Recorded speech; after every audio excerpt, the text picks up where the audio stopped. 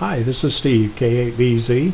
This is the QRP Labs QCX transceiver. This is a QRP transceiver that was built for 40 meters.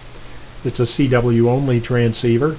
The iambic keyer pads are from QRP guys, and they are iambic keyer paddles that I use in iambic mode B. They work very well with this transceiver.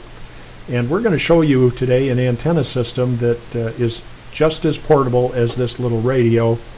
The antenna system is actually good for 3 bands, and basically it's 2 dipoles combined on one center balun, 1-to-1 balun. There's a dipole for 40 meters which will work on odd harmonics. Dipoles work well on their odd harmonics, which the third harmonic of 40 meters is 15 meters. So the 40 meter dipole will work on 40 and 15, and it also has a 20 meter dipole. So this one antenna system, which is quite portable, will work on 3 bands. And we'll show you how this antenna system was assembled and how it can be made very portable to go with this nifty little QRP transceiver. Here's the entire 40, 20, and 15 meter antenna system as it is in its storage condition. All of the antenna components are in this backpack. This is the base for the antenna system, and that holds the mast, and this is the actual mast here. And we'll describe each of these components and show you how to set this up. The mast is actually made from a 30-foot telescoping painter's pole. It fits a paint roller, can screw in the end of the pole, and this telescopes out to 30 feet. These sections are approximately 10 feet long, and they have these tightening nuts that you loosen, extend that portion of the pole, and then tighten the nut again.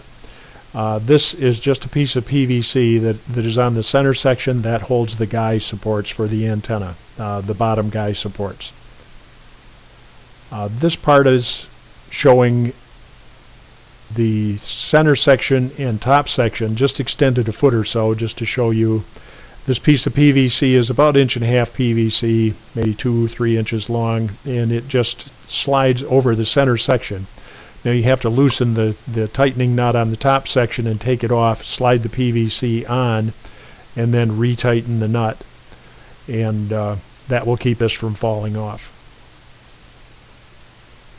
The base is basically made on about a 2-foot square piece of 5/8 OSB board. There's some strips of treated 5/4 that I just had in my scrap wood that I cut and screwed on the bottom to give it a little more support, make it a little more rigid. The actual support for the mast is made from a toilet, PVC toilet flange. You can pick up at just about any hardware store for installing a toilet, and it's just mounted upside down on the board. The flange is cemented to the support that would go on the floor, and then on top of that is a piece of PVC, appropriately sized PVC for what would normally be a drain pipe that is used to support the mast. The backpack then contains all of the other parts that are needed for the antenna, including the antenna itself, and we'll break those down a little further. This is a 100-foot section of RG8X coax with PL259s on each end. This is just an assortment of tent stakes picked up at probably at a Walmart. And this is just a tent stake mallet, plastic mallet, if you need it to drive the stakes in the ground. This is another piece of PVC that's used on the top section, and that's what the guy supports will attach to on the top section. This is the actual antenna itself, and it uses a 1-to-1 balun, and there's a 20 meter dipole and a 15 meter dipole that are both attached at the same point on the balun. And over here are 3 Ziploc bags, and these contain all of the guy cords as well as the cords that go on the end of the antenna elements to support the antenna. Now I have them all neatly wrapped and labeled, so you don't have, there's a lot of cords here, and if you just stuffed them in a bag, you'd be trying to figure out which ones were the top guys, which ones were the bottom guys after you had them all untangled, and that would be a real mess. So I wrap them up neatly, put them in the individual bags so we can deploy this antenna very quickly when it's time to put it up. I have some caution tape here that we can just break off sections and tie on the guy supports for a little more visibility. There's some electrical tape that's used to tape the coax to the mast, and these are 10-inch spikes. Again, almost all of this was stuff that I just had scrap laying around. I had these 10-inch spikes left over from another project. These are used to hold the base upright. When you start putting the antenna up, it gets very wobbly, and there are some holes drilled in the corners of the base that these spikes go in, and that will hold those in place.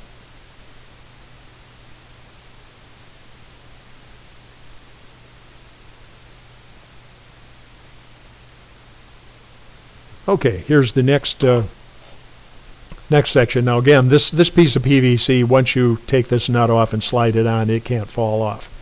The smaller piece of PVC can, so it's just kept in the backpack until it's time to put it up, and just slide that over the top section.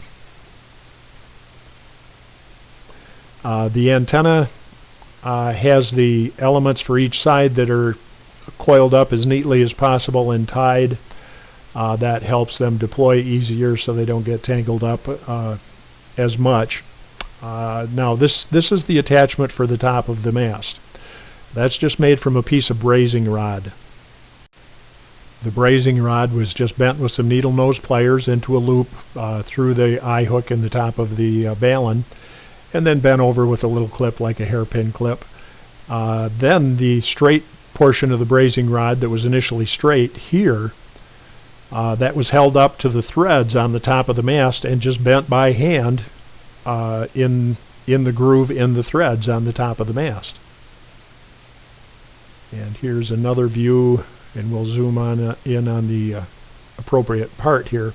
That was just bent through the valley in the threads, and then when it comes time to attach it to the mast, just loosen the tightening nut on the top section of the mast, and you can twist the mast and thread the hanger right onto the top of the mast. Now you'd never want to do this for a permanent installation, but I've never had a problem using this in temporary setups. The brazing rod doesn't bend that easily, and it's always held the balun and the antenna elements without a problem for field day and for Michigan State Parks on the Air and some other operations that I've used this antenna for.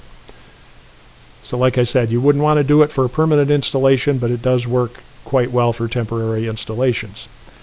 Then slide the mast in the PVC and just lay it down on the ground. You have the antenna supported. You don't have the mast extended yet. The mast is collapsed at this point. But the antenna can be attached to the top, and the transmission line can be attached to the balun, and then you can stand the antenna up, and as you can see, none of the sections are extended yet. Everything's just kind of hanging off the balun at that point, and this can be rather tippy at this point, so we're going to attach the spikes here soon, but here's what the top section looks like before it's extended. And next we're going to attach the guy cords to the top ring. So we'll open the Ziploc bag that's labeled top, and there are 3 guy cords, and you can see they are all neatly wrapped, and they're not all tangled together where we're going to have to spend and I've done this before, stuffed them in a bag, and then I only did it once though. Stuffed them in a bag and then took them out and then spent the next half hour trying to untangle all these cords.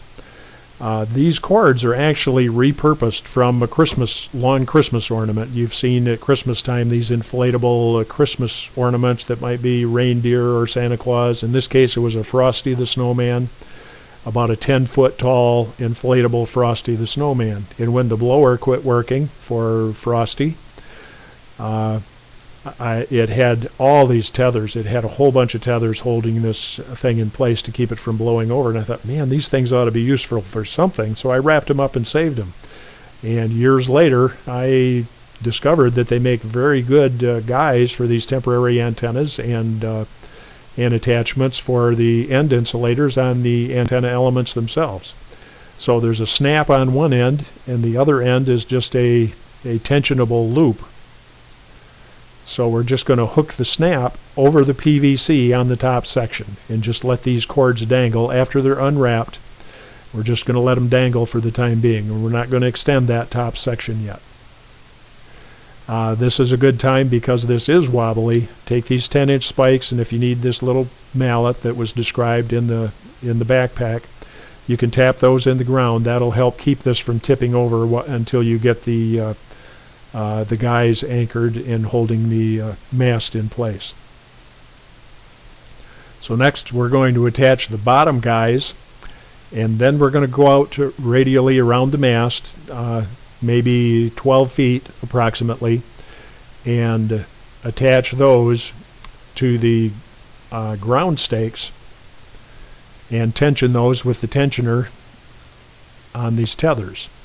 So this again shows the bottom section, and once they're tensioned, then you can extend the top section and then extend the bottom section. And these are the tensioners on those repurposed Christmas ornament tethers, and you can just slide those up until they're tight, and you may have to go around and readjust to keep the mast as vertical as possible. And if you don't happen to have those, this is just a Dacron cord, and this is a knot that can be used, and this knot can slip up and down the cord, but it will hold once it's put in place. This is called a rolling hitch. If you're a sailor, you'll be familiar probably with a rolling hitch, but if not, there's lots of examples on how to tie a rolling hitch online. This knot can actually slide up and down the guy cord to shorten it or lengthen it, and it will stay in place well enough to work in place of the tensioners that you see on the other cords. And we'll try to give you a little demonstration of how to tie those at the end of the video. So here we are at this point. Now I have a step ladder there because I'm 6'1", and I can reach those tightening nuts by standing on a 10-gallon bucket turned upside down. I can stand on that bucket and just reach those tightening nuts, but it's much more comfortable to do it with a step ladder. So I have the step ladder there. The bottom guys are in place, but you see from here up it's going to be quite wobbly yet. The top guys will attach here, and once you have the bottom guys and this bottom section as vertical as you can get it, then you can take these top guys out, attach them to the same tent stakes that you used for the bottom guys, and then tension those appropriately. And that will get this next section as vertical as possible. And at the top, we've got 4 antenna wires there, 2 for 40 meters, 2 for 20 meters, and those are all extended radially out from the mast at about 90 degrees, and that actually also works as guys for the top section. As you can see, the guys for the top and bottom section can be hooked to the same tent stakes and then tension them with the tensioners, or use the rolling hitch if you don't have the tensioners from the repurposed tethers. Now, the end insulators on the antenna, these are pieces of PVC, and you can kind of look at it and see how this works. I've got another video that I'll create a link to. These insulators work very well for making dipole antennas. One of the biggest problems with the typical insulators that you have to loop the wire through and then solder it to hold it in place. You'll get your antenna measured and cut for what you think is the right length and test it with your antenna analyzer or SWR bridge, and then you have to double the antenna wire back and solder it, and it changes the length and possibly detunes the antenna. Well, this takes all that fuss out of it. They're very easy to make, and I'll show you in a video. But this is just a piece of PVC tubing, And there's a single hole drilled here, through hole here, through hole here, single hole here, and then a through hole here for a little wire attachment point. So the antenna wire goes in the center of the tubing, out the top hole, through this hole, back up through the top, back into the middle, and then out the end, and it's just the straight end of the antenna. Leave several extra inches, maybe 8 or 9 inches, and you always cut a dipole for longer than what you calculate its length. Put your antenna analyzer on, see where it's resonant, and then start cutting off an inch at a time from either side until the antenna is resonant where you want it, and you're all done. There's plenty of tension on here. That antenna is not going to slip back through this piece of PVC that is weaved through. It's such a quick, easy way to make an end insulator for a dipole antenna that it would be, I don't think I'll ever go back to the other type of end insulators where you have to solder it and then come to find out you need to retune it. And before you know it, you have to cut it shorter than you need. It's a lot easier to cut some antenna length off than it is to add antenna length on once it's cut too short. And this eliminates that possibility. So we'll show you a link with a little more information on how to make those, but those are quite simple. Now, I mentioned the wedges when I was showing you the contents of the backpack. This wedge here is just driven into this gap, and that just tightens the mast in the PVC support. Don't drive it in with a great deal of force, but you can tap it in there lightly, and that will hold the mast in there to keep it from turning. That is probably optional, but I just have a little wedge there I tap in lightly, and that just makes it a little more secure. Then with the electrical tape, you can tape the RG8X to the mast support and also at different levels on the mast to hold it securely. And this is looking up the entire section. Of course, this is the top section of guys on that top PVC ring, and that's held in place because it can't slip over that tightening nut for the top section. These are the antenna elements for the top section that also act as guys for the top section. Here's the entire setup. Again, the guys, let's zoom in a little, the guys for the top section here and the bottom section here all attach to the same tent stakes. Then tie a little caution tape on them. I would actually use more caution flags than this if this were anything but a demonstration setup. I put them all over. I put them on the tent stakes, I put them on each of the guys, and I put them on each of the antenna element supports also.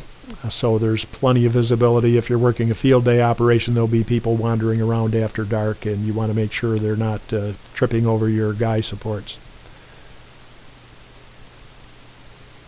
There's another one that gives you a little perspective on the size of the antenna. Now, if you're wondering how this works, on field day when I use this, and I haven't really used it on 20 meters. Other people have been on 20 meters, but I use it on 40. And 40 meters with an ICOM 7000 that is 100 watts, and I usually just run CW only, and I don't search and pounce. And on a field day weekend, the field day 2 years ago, I missed last year, but the field day 2 years ago, I just was constant watts in this dipole up for 40 meters. The bandwidth on 40 meters, I keep it down at the lower end at about, I tune it with the antenna analyzer so it's resonant at about 7125, and that gives me no higher than a 1.5 to 1 SWR at the very bottom end of 40 meters, and it gets me up into the phone portion, staying below 2 to 1, no problem at all. And I think the highest SWR I don't even think gets up above 2 to 1. So easily tuned with the LDG tuner for the ICOM 7000, no problem at all. And on 20 meters, it's pretty much below 1.5 to 1 across the entire band, and on 15 meters, almost the same story, but 15 meters in this low spot in the sunspot cycle hasn't been that useful, but it will work on 15 meters as well. If you do happen to have an auto tuner, it'll handle it easily, and you probably won't even need it if you tune it for your favorite portion of the band. You'll have plenty of bandwidth for either all of the CW portion or all of the phone portion, and if you put it in the middle, you'll have a good compromise to cover at least most of the band without even thinking about the need for a tuner.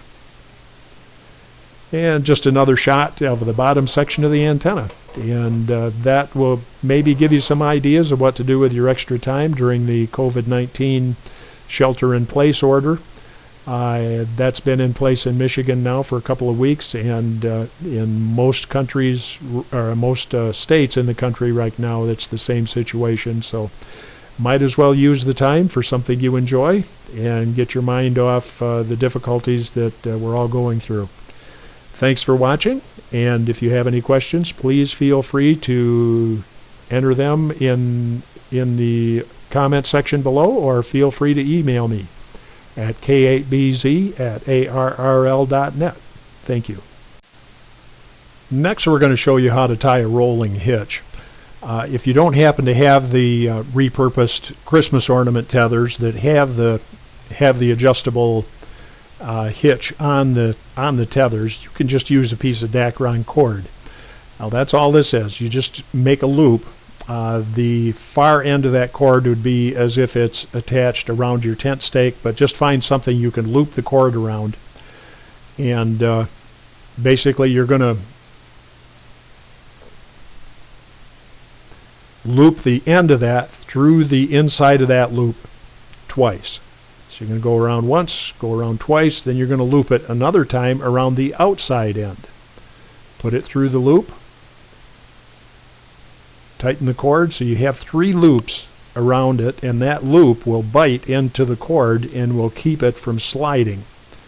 Now it won't hold. You wouldn't want this on a permanent antenna installation, but for a temporary one for field day or doing summits on the air, no problem at all. You've got a tensionable guy cord or tether cord that you can tighten as needed and adjust its length as needed, and it'll work just fine.